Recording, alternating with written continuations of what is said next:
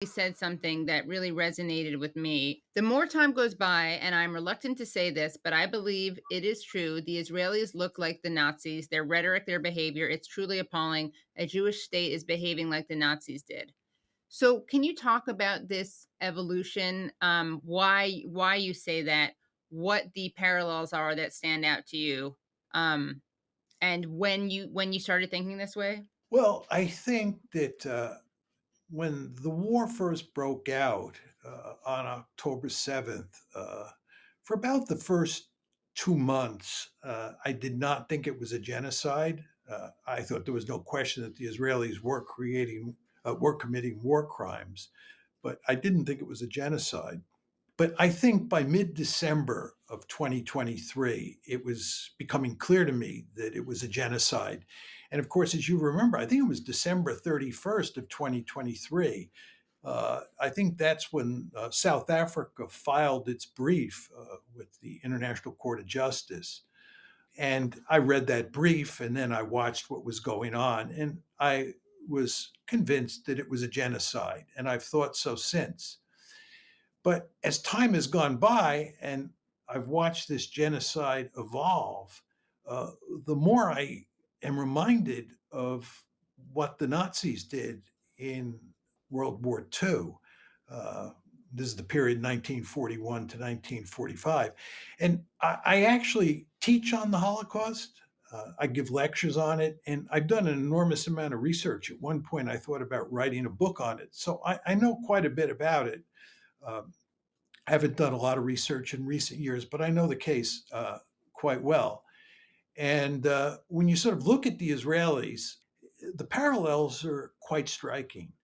Uh, First of all, just the rhetoric, and this was evident on October 7th and shortly after October 7th.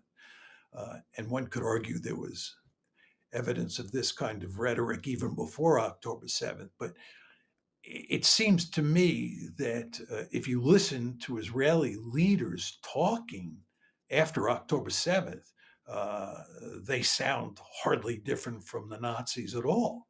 The things that they say are just reprehensible, shocking.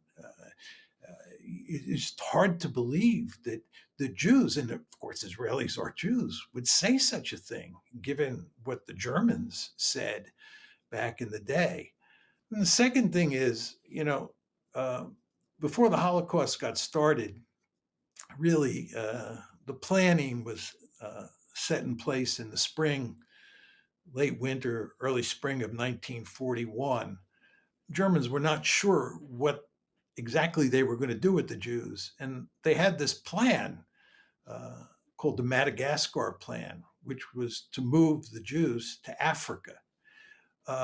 And you have Jews today, Israelis today, talking about moving the Palestinians to Africa. And you just sort of scratch your head and say, boy, I've heard that one before, right? And then if you look at the pictures, especially the starving children, if that doesn't remind you of Auschwitz, not only the death camps, but the concentration camps that were inside Germany, it just pictures look so similar to the pictures that have survived from the Holocaust that I think you can't help but think this is a very similar situation. And then this is not exactly on the genocide, but I was talking about Lebensraum before, and a number of people have now begun to talk about Lebensraum.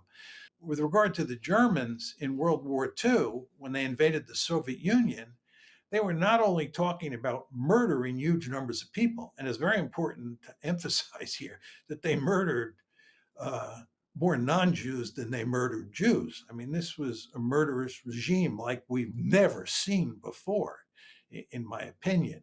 You want to remember that the official number that the Soviets give for uh, Soviet citizens who died in World War II is 27 million.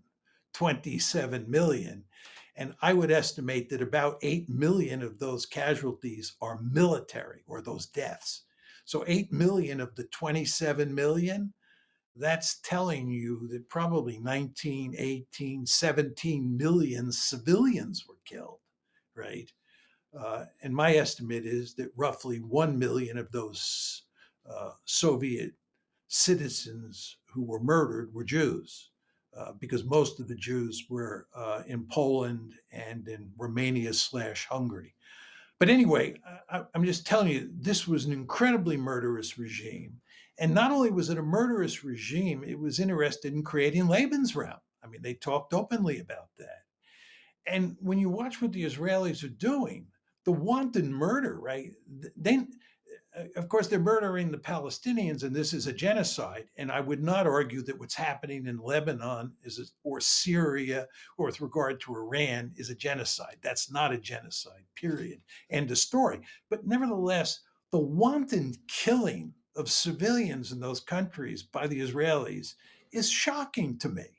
And I'm a good old fashioned realist. It's not like I'm some pussycat, right? I understand that international politics is a rough and tumble business. But when you watch what the Israelis are doing in terms of just killing civilians and carving out Lebensraum in countries like Syria, countries like Lebanon, and so forth and so on, and just all the horrible, absolutely horrible things that are happening in Gaza and to some lesser extent in the West Bank, it certainly does look like the Germans.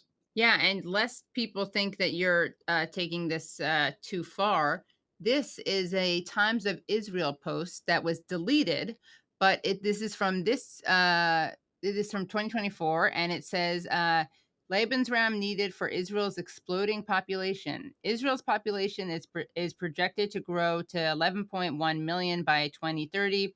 13.2 million by 2040 and 15.2 million by 2048. That's why hanging on to the West Bank is such a contentious issue. Lebensraum. These people need places to live in a nation short of land mass. Compare Israel to its neighbor, Jordan. It goes on and on. Now, this was deleted, but it was also written, and deleting just shows that there's good damage control. Here's something from 2014, also from Times of Israel. When genocide is permissible. So again, this can be like we were talking before, sometimes these things are useful. They're clarifying. So that's why also they can be deleted. But the idea that the lesson of the Holocaust is is being perpetrated against Palestinians. I mean, the idea that never again somehow means, I mean, well, we know what it means. It means never again to a certain group of people and whatever it takes to another group of people. I don't see any evidence that there's an uprising in the Israeli public against the genocide. There are lots of protests in Israel, but those protests have to deal with the hostages and relations between the IDF and the government, but they don't have to do with stopping the genocide. I mean, you want to file all of this under the Nazification of Israel. That's where it should be filed. This is a country that's gone completely off the rails. And the more that you see it in operation, the more it looks like the Germans under Hitler. This is just hard to believe. We're talking about eradicating all of the Palestinians in Gaza, murdering them. This is hard to believe. This is the sort of things that the Germans did. It's supposed to be never again. I don't see any evidence that people in Israel believe in the principle of never again, certainly when it applies to the Palestinians. And people in the West are hardly lifting a finger. This is a categorically reprehensible situation.